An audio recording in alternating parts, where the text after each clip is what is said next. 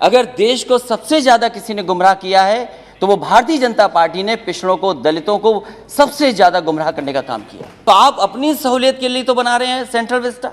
हमसे बेहतर किसी ने नहीं देखा होगा कि जातियों में नफरत अगर कोई फैलाता है तो ये भारतीय जनता पार्टी के लोग जो नफरत फैलाते हैं। इन्होंने चेहरे आगे किए कि ये ओबीसी मुख्यमंत्री होंगे, ये ओबीसी मुख्यमंत्री होंगे, ये ओबीसी मुख्यमंत्री होंगे, लेकिन जब मुख्यमंत्री बना तो कौन बना? लेकिन अगर एक को पद मिल जाए, एक मंत्री बन जाए, दो मंत्री बन जाए, शायद उससे पिछड़ों का भला नहीं होने वाला।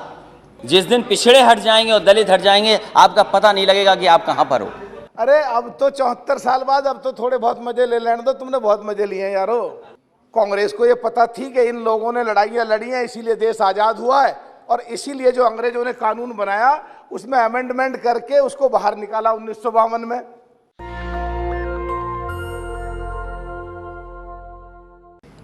मैं सबसे पहले जितने भी मानव, जितने भी राजनेता, जितने भी पॉलिटिकल पार्टी जिन्होंने सामाजिक लड़ाई को आगे बढ़ाया, मैं उनका धन्यवाद देता हूं और आभार प्रकट करता हूं। आज मैं कुछ देर पहले तमिलनाडु के नेता, बहुत ही सीनियर नेता TR बालू जी का मैं भाषण सुन रहा था।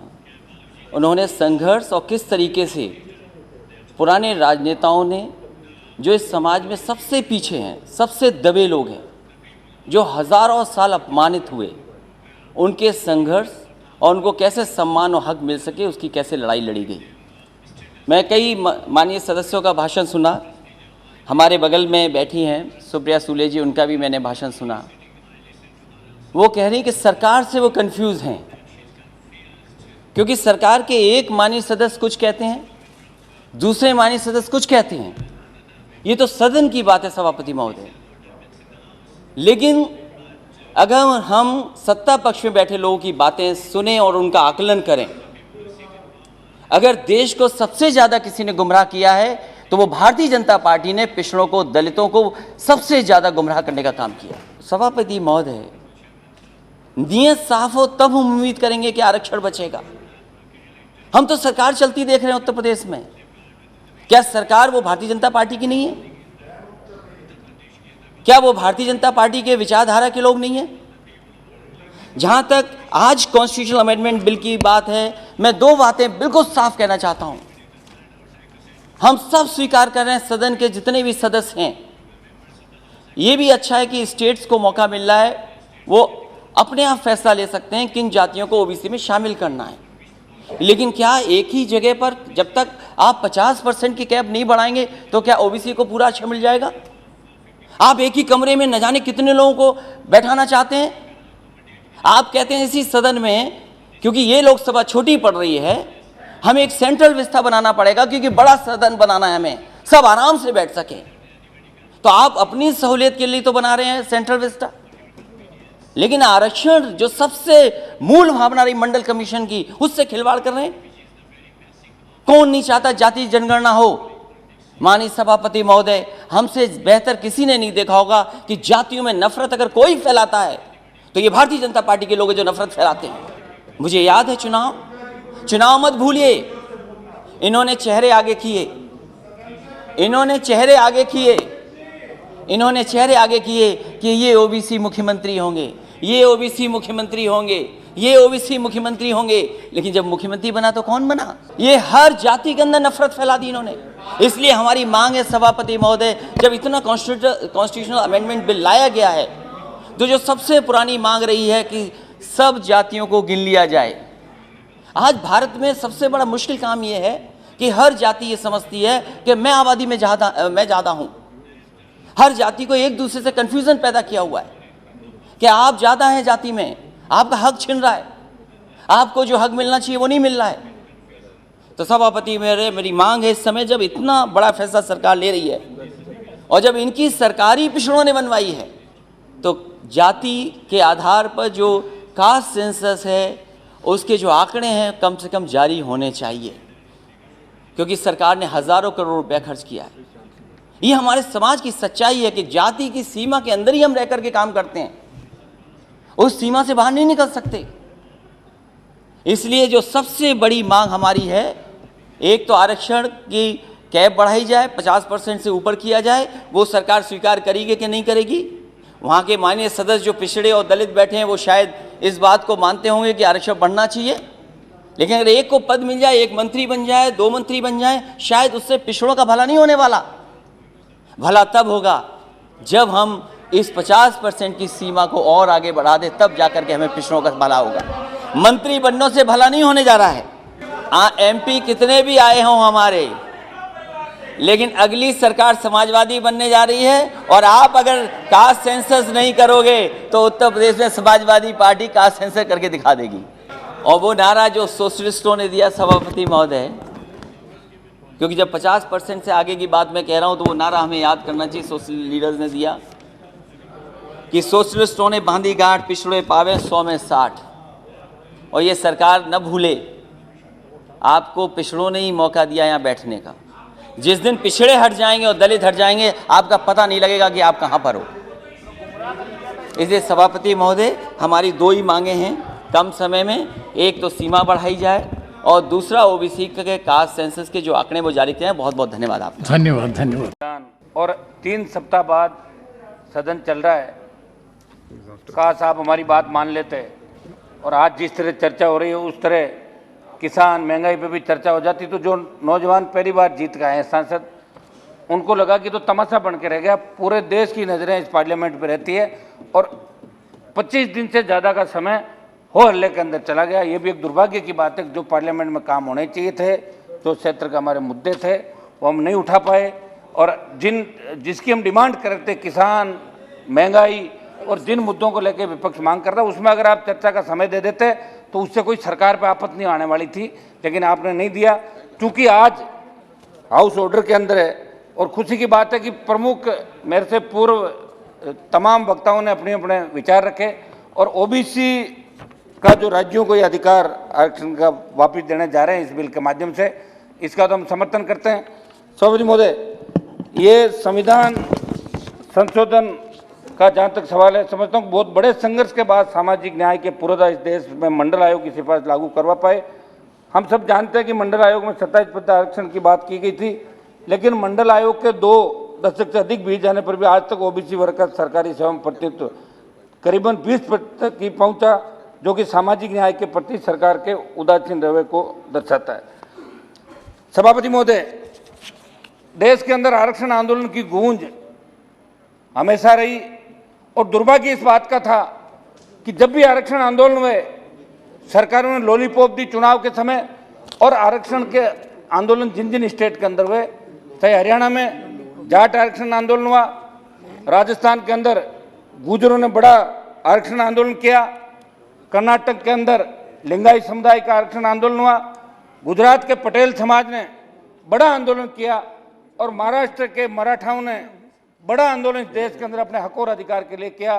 तब वहाँ की सरकारों ने दमनकारी नीतियों से गोलियां बरसवाई, कहीं पुलिस ने जवानों पे गोलियां बरसाई, हरियाणा के अंदर मिलिट्री ने गोलियां बरसाई, और हमारे इस आरक्षण आंदोलन में 70 गुर्जर राजस्थान में शहीद हुए। तब आपके भारतीय जनता पार्टी की सरकार थी राजस्थान के अंदर, और गुर्जर आपका वोट बैंक है इस देश के अंदर 52 से लेकर, जब से बीजेपी बनी 80 से लेकर तब से। और हरियाणा के अंदर भी 40 से ज़्यादा जाट नौजवानों के सीने पे गोलियां मारी, और उस समय देश के प्रधानमंत्री जी ने कहा कि हरियाणा के जाट आरक्षण आंदोलन का हल निकालें। वेंकैया नायडू जी की अध्यक्षता के अंदर एक कमेटी बनाई, संजीव बालियान जी जो मंत्री बैठे हैं ये भी उसके मेंबर थे, और एक दल हरियाणा गया। सभापति महोदय, दुर्भाग्य से उस बात पे चिंता आज तक नहीं की गई। हजारों नौजवानों पे मुकदमे दर्ज किए, सैकड़ों नौजवान अंदर है हरियाणा की जेलों के अंदर। गुर्जर आंदोलन के अंदर भी हजारों नौजवान जिनके भविष्य बर्बाद हो गए और वो गलत ट्रैक पे चले गए, तो वो भी जेलों के अंदर है। उसके बारे में भी कोई यहाँ से जो करना था सरकार को, कमेटी बनाने के बाद 9 राज्य के जाटों को केंद्र की OBC सूची में शामिल कर लिया था। माननीय सुप्रीम कोर्ट ने केंद्र नौकरियों में आरक्षण देने वाली केंद्र सरकार की अधिसूचना रद्द की। उस अधिसूचना के जरिए केंद्र सरकार ने 9 राज्यों बिहार, गुजरात, हरियाणा, हिमाचल प्रदेश, मध्य प्रदेश, दिल्ली, राजस्थान में धौलपुर और भरतपुर के जाट, उत्तर प्रदेश, उत्तराखंड के जाटों को केंद्रीय नौकरियों में OBC आरक्षण दिया था। और सुप्रीम कोर्ट ने जाट आरक्षण पर केंद्र की पुनर्विचार याचिका भी खारिज कर दी। तब प्रधानमंत्री जी ने कहा, जब खापों के चौधरी उनसे मिले, हमारे बालियान जी और कई सांसद भी मिले, तब प्रधानमंत्री जी ने कहा कि इसका रास्ता निकालेंगे और पुणे केंद्र के अंदर इन 9 राज्यों के जाटों को हम आरक्षण की व्यवस्था कराएंगे। तो मैं आपसे यही अपील करूंगा कि हमारे वो समाज जो लंबे समय से संघर्ष करें, सामाजिक समस्या की आप बात करें, और जिन लोगों ने, एक मिनट शपथ महोदय, जिन लोगों ने, एक निवेदन मेरा ये कि ये तो हमारी बात होगी, आप ओबीसी का बिल लेके आए हो, तो पिछले 6 महीने से किसान आंदोलित है, ये सारे ओबीसी के लोग हैं। जब इस बिल के अंदर आप पहले बिल लेके आए, विपक्ष ने विरोध किया, तब आप इस बिल को वापस राज्यों को ताकत दे रहे, मतलब आप पहले बिल लाए, इनको राज्यों से केंद्र के पास अधिकार लाए, अब राज्यों को वापस दे रहे हैं। तो किसान बिल भी आप लाए, वापस दे लो, हमारी बात रह जाएगी और देश का अन्नदाता आपकी जय जयकार करेगा। Thank you. कांग्रेस भी बहुत डिटेल में चर्चा करी और आधीर रंजन जी हमारे कांग्रेस के नेता बैठे हैं। इन्होंने कहा कि बीजेपी चुनाव आने वाले हैं, इसलिए इस संविधान संशोधन बिल को लेके आई है। भाई 1947 से पहले कितनी बार चुनाव आए, आप जब क्यों नहीं लेके आए? अब लेके आए हैं तो अब भी विरोध क्यों कर रहे हो इस बात का, या ऐसे आरोप क्यों लगा रहे हो चुनाव के लिए लेके आए हैं? आपके किसी ने हाथ बांधे थे क्या? दूसरा, सब पिछड़ों की जो बात है, 73-74 साल हो गए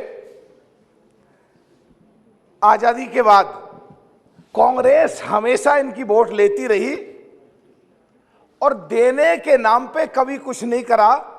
27% तो छोड़ो, 5% भी कुछ नहीं करा, जो अभी सुप्रिया जी कह रही थी। 54% पिछड़ों की संख्या है, और जब इनको देने की बात आती है, चाहे विधायक के टिकट की बात हो, चाहे एमपी के टिकट की बात हो, चाहे सरकारियों में नौकरी की बात हो, चाहे कहीं पे प्राइवेट नौकरियों की बात हो, सरकारी इंस्टीट्यूशंस में एडमिशन की बात हो, प्राइवेट इंस्टीट्यूशंस में एडमिशन की बात हो, 4-5% पे ही इनको जाके समेट दिया जाता था। और इतना जोरदार तरीके से विरोध शायद नहीं हुआ, और कांग्रेस आराम से मजे लेकर के सरकार इनकी वोट लेती रही और इनको दिया कुछ नहीं। आज पता नहीं इनको क्या हो रहा है, अगर कुछ मिल रहा है आज पिछड़ों को, और आज भी इसका समर्थन तो कर रहे हैं, पर कंडीशनल कर रहे हैं कि कर तो रहे हैं, पर इसलिए कर रहे हैं कि तुम चुनाव की वजह से कर रहे हो। अरे अब तो 74 साल बाद अब तो थोड़े बहुत मजे ले लेने दो, तुमने बहुत मजे लिए हैं यारो सब। दूसरा एक बात ये भी आती है कि जैसे उत्तर प्रदेश को लें हम, अंग्रेजों के समय में कुछ जातियां लड़ाई लड़ती रही अंग्रेजों से, और क्रिमिनल ट्राइबल्स में उनको डाल दिया गया। और जब देश आज़ाद हुआ, आज़ाद के बाद 52 में उनको बाहर निकाला, या नया कानून लाके क्रिमिनल ट्राइबल से उनको बाहर निकाला। कांग्रेस को ये पता थी कि इन लोगों ने लड़ाइयाँ लड़ी हैं, इसीलिए देश आज़ाद हुआ है, और इसीलिए जो अंग्रेजों ने कानून बनाया उसमें अमेंडमेंट करके उसको बाहर निकाला 1952 में। तो उनमें जो जातियां थी वो 29 जातियां थी। तो 1962 में गवर्नमेंट ऑफ इंडिया ने, कांग्रेस की सरकार थी, एडवाइजरी जारी करके स्टेटों को दे दिया, लेकिन उनमें कुछ जातियां रहीं। जिस जाति से मैं आता हूं, गुर्जर जाति, और बहुत सारी पासी हैं और यादव हैं, कई सारे पिछड़े हैं उसमें, और कुछ दलित भी हैं। उनके सर्टिफिकेट तक नहीं बनते थे। तो ये कांग्रेस को पता था, उसमें लड़ाइयां लड़ते रही। विमुख जातियों में 29 जातियां हैं, और आदरणीय नरेंद्र मोदी जी की सरकार ने 2015 में इदाते कमीशन बनाया ताकि उनको न्याय मिल सके और उनके भी सर्टिफिकेट बन सकें, और उसकी पूरी कमीशन ने रिपोर्ट सबमिट कर दी है, और 2018 में रिपोर्ट सबमिट कर दी है। और मुझे उम्मीद है कि बहुत जल्दी वो संसद के पटल पे आएगा, और उनको 29 जातियों में, जिसमें गुर्जर भी हैं और बहुत सारी जातियां, न्याय मिलेगा, और उनको भी सर्टिफिकेट मिलने शुरू हो जाएंगे। सब एक बात क्या खत्म कर रहा हूं बस फिर, जैसे राजस्थान में, हरियाणा में जाट है, आंदोलन कर रहे हैं, उनको भी आरक्षण मिलना चाहिए। महाराष्ट्र में मराठों को मिलना चाहिए। राजस्थान में जो गुर्जर जाति के लोग हैं उन रवि सूची में डाल के उनको भी न्याय मिलना चाहिए। और साहब ये आरक्षण में जो नई जातियां तो लेके आ रहे हैं, पर 50% से आगे क्यों नहीं बढ़ा रहे? ये भी 50% से आगे बढ़ाना चाहिए, जिससे जिनको आरक्षण मिले वास्तव में न्याय मिल सके, दिखावा ना हो सके। बहुत बहुत धन्यवाद साहब। नेशनल दस्तक की आपसे गुजारिश है कि अगर इसको बचाना चाहते हैं तो नेशनल दस्तक को सब्सक्राइब करने के लिए रेड कलर के सब्सक्राइब बटन को दबाएं, फिर बेल आइकन की घंटी दबाएं। नेशनल दस्तक को बचाने के लिए बहुत ज़रूरी है कि हर खबर को शेयर करें, लाइक करें, कमेंट जरूर करें।